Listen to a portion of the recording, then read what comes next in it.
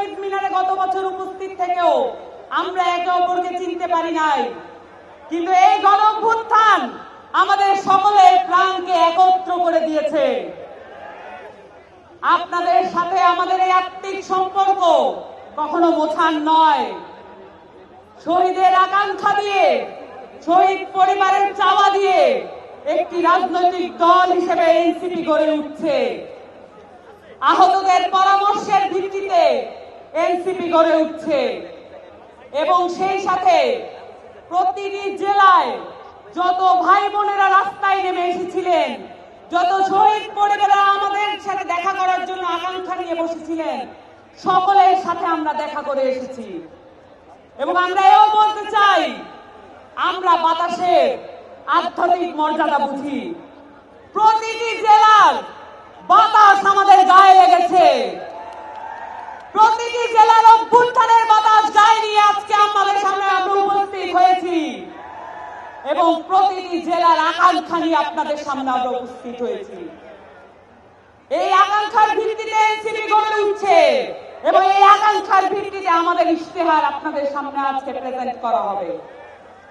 আপনাদেরকে আজকে আমি দুটো বিষয় নিয়ে কথা বলতে চাই। আপনারা জানেন, এই গণঅভ্যুত্থান তৈরি হয়েছিল বাংলাদেশের শিক্ষা ব্যবস্থা এবং সেখান থেকে তৈরি হওয়া ধ্বংসপ্রাপ্ত একটা চাকরি ব্যবস্থান কেন্দ্র করে। বাংলাদেশের যতগুলো লড়াই সংগ্রাম আছে সবকিছু কর্মসংস্থানের ভিত্তিতে হয়েছে এবং শিক্ষা স্বাস্থ্য নিয়ে হয়েছে। এই জায়গাগুলোতে যদি আমরা মনোযোগ দিতে না পারি, তাহলে আবার বাংলাদেশে একটি গণঅভ্যুত্থান এবং বিপ্লব সংগঠিত হবে। আপনাদের সামনে আজকে একটি যুদ্ধের প্রস্তুতির ডাক নিয়ে আমরা এসেছি। শিক্ষা এবং স্বাস্থ্য, সেই সাথে আমাদের সংস্কৃতিকে অবহেলা করার কোনো সুযোগ নাই।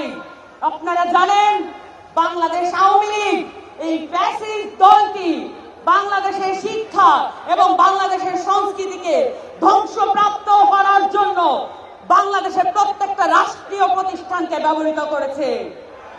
এই রাষ্ট্রীয় প্রতিষ্ঠানগুলোতে আমাদের মুক্ত করতে হবে।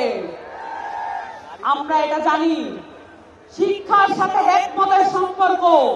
আমরা আমাদের বাংলাদেশের নতুন উদ্ভাবনী ক্ষমতা হেকমতের সাথে সম্পর্কিত করতে চাই।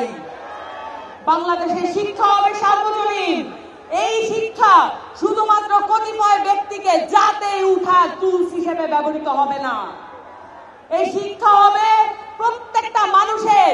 ওই পথশিশুর বাবা, যে পথশিশু এই অভ্যুত্থানে নিজের প্রাণ দিয়ে দিয়েছে। আমরা সকলের জন্য সার্বজনীন শিক্ষা ব্যবস্থা আনবো, এই প্রতিজ্ঞা আপনাদের সামনে করছি। এবং সেই সাথে বাংলাদেশের এই আওয়ামী লীগ বাংলাদেশের সংস্কৃতিকে, বাংলাদেশের মাটি ও মানুষের সংস্কৃতিকে ভুলুণ্ঠিত করে এখানে রাষ্ট্রীয় রোশনালে, রাষ্ট্রীয় পৃষ্ঠপোষকতায় আমরা দেখেছি বিদেশের অনেক সংস্কৃতি আমাদের দেশে আনার চেষ্টা করেছে।